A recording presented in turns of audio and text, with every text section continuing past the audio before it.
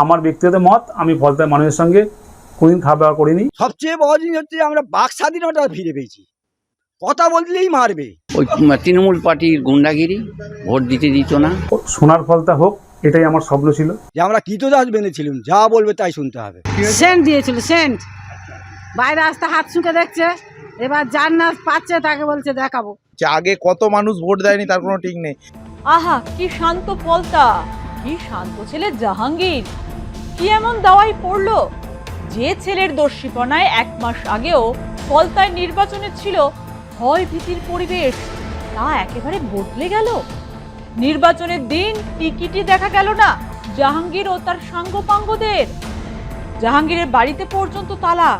তলপি তলপা গুটিয়ে কোথায় নিরুদ্দেশ হলেন জাহাঙ্গীর? কে তাকে দিল আশ্রয়? তবে কি সর্ষের মধ্যে ভোট লুকিয়ে ফলতার দামাল ছেলে কি ফিরবে নতুন ভূমিকায়? ফলতার শ্রীরামপুর খানপাড়া রংবিহীন পেল্লাই বাড়িটা শুধু মাথা তুলে দাঁড়িয়ে। বাড়ির মালিক গা ঢাকা দিয়েছে। পেল্লায় 3 তলা বাড়ি খাঁ খাঁ করছে। কোথায় গেলেন ফলতার স্বঘোষিত পুষ্পা ওরফে জাহাঙ্গীর খান?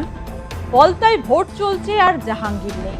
1 মাস আগেও তো কড়া চোখে ভোট পরিচালনা করেছিলেন তিনি, আর পুনর্নির্বাচনে গায়েব। এদিকে জাহাঙ্গীরবিহীন ফলতায় ভোট হলো উৎসবের মেজাজে। এ কি বলছেন ফলতার ভোটাররা? জাহাঙ্গীরের ভূত কাঁধ থেকে নামতেই মুখ খুলেছেন তারা।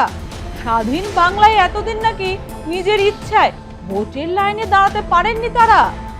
গত 29 তারিখে তো ভোট দিয়েছিলেন। হ্যাঁ, ভোট দিয়েছিলাম। এবারও ভোট দিলেন কেন, কি জন্য?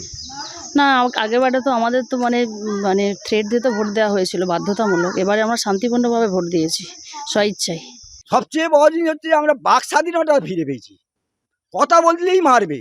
কথা বলতে পারতুম নি, কথা বললেই আমাদের মারবে।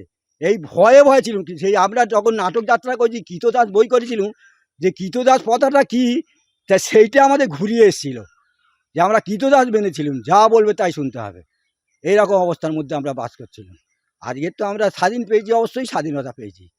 আমরা মনের আনন্দে ভোট দেবো, এবং ব্যাপক ভোটে। এখানে অভিষেক ব্যানার্জি জিতেছিল 7 লক্ষ কত ভোটে, এখানে এসে এবার দাঁড়ান না কত লক্ষ ভোটে হারে খাই দেখবেন। এবারে খুব ভালো পজিশন, ভালো ভোট চোখ বুঝকে প্রত্যেকে দিতে পারবে শান্তিপূর্ণভাবে। ভয় থেকে সব আউট, সবাই ঝাঁপিয়ে পড়বে। কি হতো এই 10 বছর? ওই তৃণমূল পার্টির গুন্ডাগিরি, ভোট দিতে দিত না। কি হতো ওরা বাড়ি বাড়ি হুমকি, এবং যারা ভোট না দিত তাদের তুলে নিয়ে গিয়ে মারত পার্টি অফিসে। ভোট পরিচালনায় জাহাঙ্গীরের জুড়ি মেলা ভার।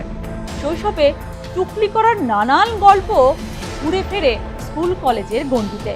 কিন্তু ভোটেও টুকলি? হ্যাঁ, ঠিকই শুনেছেন। যাতে জাহাঙ্গীর ছিল সিদ্ধ হস্ত। না না, আমরা বলছি না, ফলতার মানুষই বলছে।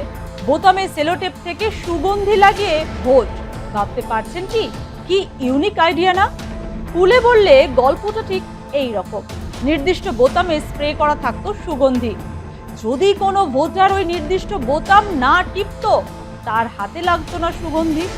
আর কথাটা জাহাঙ্গীরের কানে গেলে তার আতিথেয়তায় কোনো খামতি রাখতো না ফলতার পুষ্পা। নিজের কানেই শুনুন না কি বলছে ভোটাররা। সেন্ট দিয়েছিল, সেন্ট বাইরে আসতে হাত শুকে দেখছে, এবার যার না পাচ্ছে তাকে বলছে দেখাবো। এবারে খুব শান্তিপূর্ণ সহকারে আমরা ভোট দিচ্ছি।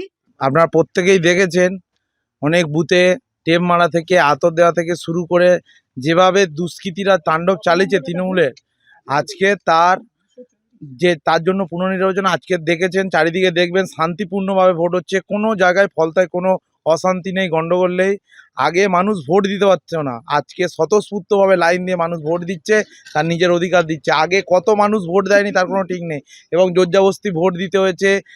না ভোট দিলে তাদের কার বাড়ি ভাঙচুর, এগুলো চলেছে এতদিন ধরে। আজ মানুষ স্বতঃস্ফূর্তভাবে ফলতার মানুষ ভোট দিয়ে যেমন স্বাধীন হয়েছে তারা। গণতন্ত্রে এও কি সম্ভব?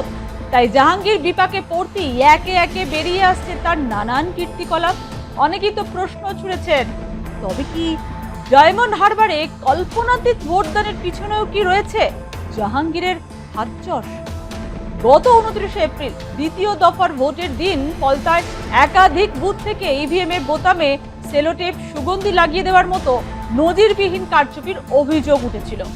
তৎকালীন বিশেষ পর্যবেক্ষক সুব্রত গুপ্ত স্বয়ং এলাকা পরিদর্শন করে প্রায় 60টি বুথে ইভিএম ট্যাম্পারিং বা কারচুপির প্রমাণ পান। এছাড়া বুথের ভেতরের সিসিটিভি ক্যামেরা ও ওয়েবকাস্টিং এর ফুটেজও নষ্ট করার চেষ্টা করা হয়েছিল বলে অভিযোগ ওঠে। পোলিং অফিসার ও বুথ স্তরের আধিকারিকদের ভূমিকা নিয়েও প্রশ্ন ওঠে। তাই এই কেন্দ্রে পুনর্নির্বাচনের সিদ্ধান্ত নেয় কমিশন। সেই মতো ফলতায় হয় ভোট। বিজেপি সরকার গঠনের পর প্রথম ভোট বলে কথা। ভোটারদের খাতিরদারির অভাব ছিল না বুথে বুথে। পুনর্নির্বাচনে ফলতা বিধানসভা কেন্দ্রের মোট ভোটার সংখ্যা 2,36,444 জন। তার মধ্যে পুরুষ ভোটার ছিলেন 1,21,300 জন, মহিলা ভোটারের সংখ্যা 1,15,135 জন। এছাড়াও তৃতীয় লিঙ্গের ভোটার রয়েছেন 9 জন। প্রশাসনের পক্ষ থেকে প্রত্যেক ভোটারকে নির্বিঘ্নে ভোটদানের সুযোগ করে দেওয়া হয় সুশৃঙ্খলভাবে। ভোট কেন্দ্রগুলিতে ভোটারদের সুবিধার জন্য পানীয় জল, বিশ্রামের ব্যবস্থা এবং স্বাস্থ্য পরিষেবাও রাখা হয়েছিল। প্রবীণ ও শারীরিকভাবে অসুস্থ ভোটারদের জন্য বিশেষ সহায়তার ব্যবস্থাও দেখা গিয়েছে বেশ কিছু বুথে। ফলতায় এভাবে শান্তিতে ভোট হতে দেখে জাহাঙ্গীর হয়তো দূর থেকে ভাবছেন, আহা, তার সোনার ফলতায় এ কি কাণ্ড। আগামী 24 তারিখ ভোটের ফল বেরোবে ফলতায়। জাহাঙ্গীর শেষ বেলায় লেজ গুটিয়ে পালাতে ফলতায় ত্রিমুখী লড়াই। ফলতা কে যেতে তার দিকে যেমন নজর থাকবে, তেমনই নজর থাকবে জাহাঙ্গীরের দিকেও। কেন? জাহাঙ্গীর লড়াই না থাকলে কি হবে? তার নামে বোতাম তো ছিল ভোটে। আদেও কি জাহাঙ্গীরের কপালে ভোট জুটবে? তার দিকেও তো থাকবে নজর।